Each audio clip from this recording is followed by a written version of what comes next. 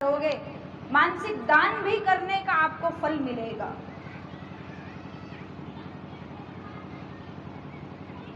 एक इसी भाव से जुड़े हुए प्रसंग पर चर्चा करते हुए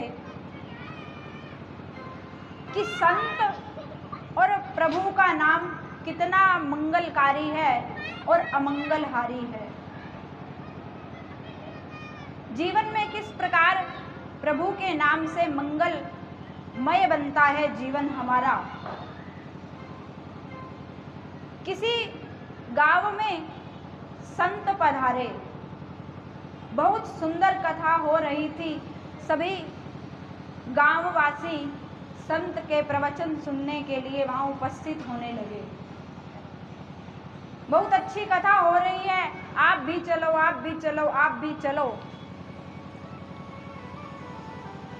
जब सभी गांव वालों ने वहां जाना प्रारंभ किया तो ये बात एक किसान के कान तक पहुंची कि संतवर पधारे हैं हमारे गांव में, तो हमें उनके दर्शनों के लिए, उनके प्रवचनों के लिए वहां चलना चाहिए। किसान बिल्कुल अनपढ़ है, गंवार है, भोला बाला, कुछ भी नहीं जानता, ना कभी सत्संग गया, ना कभी पूजा पाठ की, ना दान ना व्रत, कुछ भी नहीं, कोई नियम संयम कुछ भी नहीं था जीवन में उसके। जैसे ही गांव वालों के मुख से सुना कि संत बहुत अच्छी कथा करते हैं, तो उसकी पत्नी ने कहा, स्वामी आप एक बार महाराज जी के दर्शन तो कराइए। आपने पूरा जीवन व्यर्थ कर दिया काम धंधे में, बच्चों की व्यवस्था में, ना कभी सत्संग किया, ना कभी यज्ञ हवन पूजा पाठ। हमारे जीवन के बाद जो हमारा साथ देगा, प्रलोक की कमाई हमारे पास नहीं है, उस कमाई के लिए आप कुछ प्रयास कीजिए ना। तब किसान पत्नी की बातें मानकर संत के पास पहुंच गया।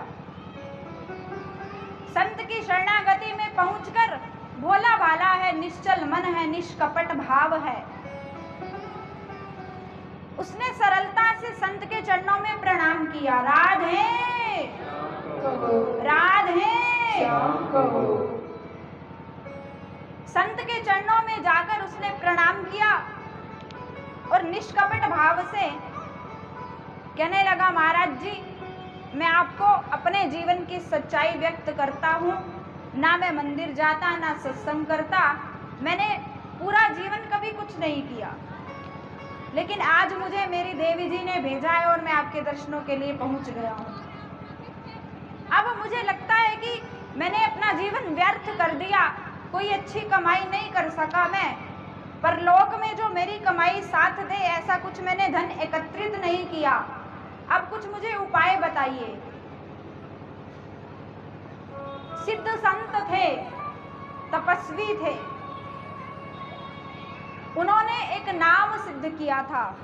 ध्यान से सुनिएगा कि संत का संग और प्रभु के नाम का रंग किस प्रकार जीवन को मोड़ देता है, बदल देता है। संत ने एक नाम सिद्ध किया था, शंख चक्र धर। क्या नाम सिद्ध किया था?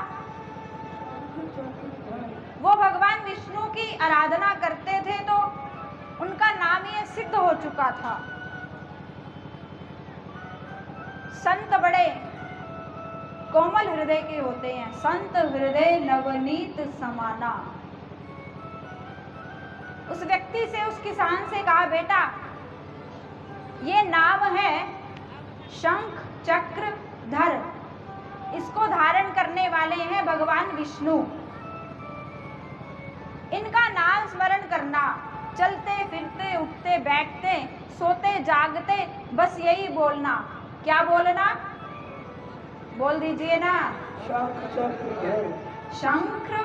चक्र धर, शंख चक्र धर, शंख चक्र धर।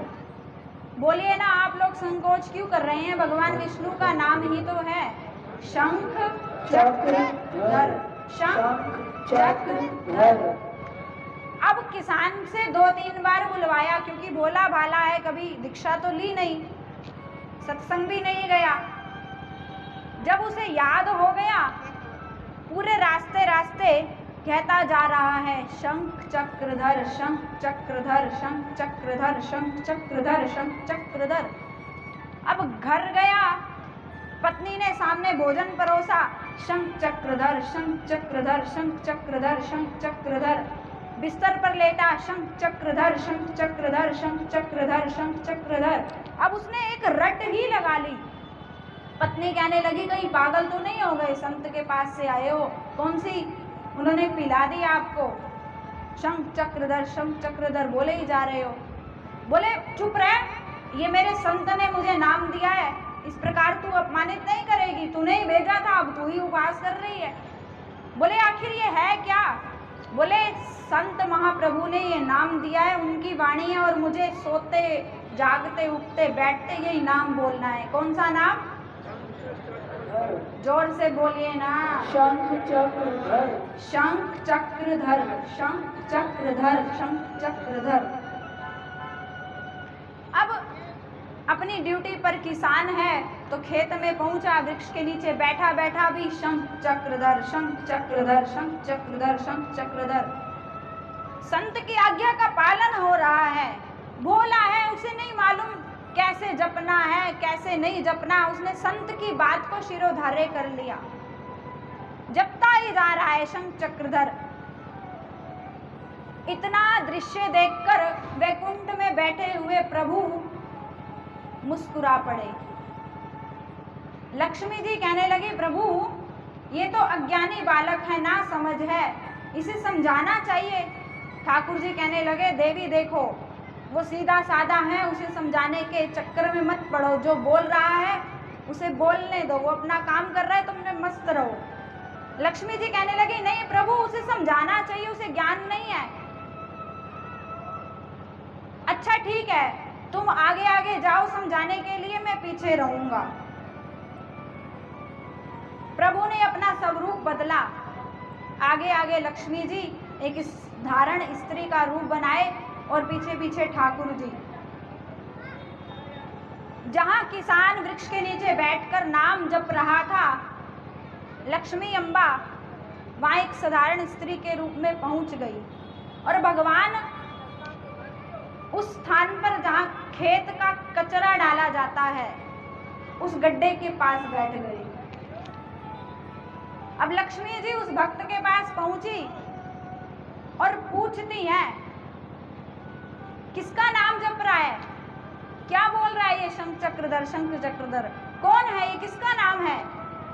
अब भक्त सोचता है, किसान सोचता है, जो स्त्रियां हैं वो चंचल स्वभाव की होती हैं, एक बात का उत्तर दो तो दो बात और पूछती हैं। बोले इसको ऐसा जवाब दो, दोबारा कुछ मुझसे पूछे ही ना। जैसे ही लक्ष्मी जी ने पूछा, ये किसका नाम जप रहा है? बोले तेरे खसम का नाम जप रहा है। अब तो लक्ष्मी जी कहने लगी, भाई ये तो वाक्य में ही सिद्ध हो गया है, संत के नाम के प्रभाव से सिद्ध हो चुका है। सोचती हैं दोबारा परीक्षा लूं इसकी। बोले ये रहता कहाँ है? बोले पड़ा होगा किसी गड्ढे में। वाह जी वाह। अब तो लक्ष्मी जी ने अपना स्वरूप प्रकट किया, ठाकुर जी ने अपना स्वरूप प्रकट किया और उस भक्त को साक्षात आकर दर्शन दिए। बोलिए नाम भगवान की, राधा रानी सरकार की।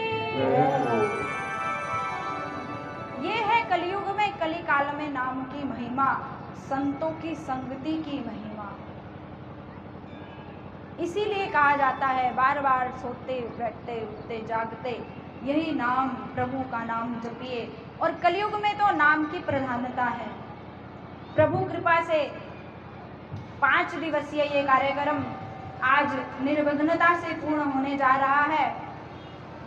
आप सबके सहयोग से सबसे पहले तो मैं परम पूजनीय गुरुदेव भगवान को बधाई देना चाहूँगी कि उन्हीं की कृपा से, ठाकुर जी की कृपा से, उनके आशीर्वाद से ये आयोजन सफल हुआ। तत्पश्चात डोगरा मोहल्ला हनुमान मंदिर के प्रधान जी मदान जी को, जिन्होंने इस संस्था को अच्छी तरह से संभाल कर रखा है और वो इसी प्रकार आप सब भक्तों को सत्संग का लाभ देते रहते हैं। एक बार उनके लिए जोरदार तालियों का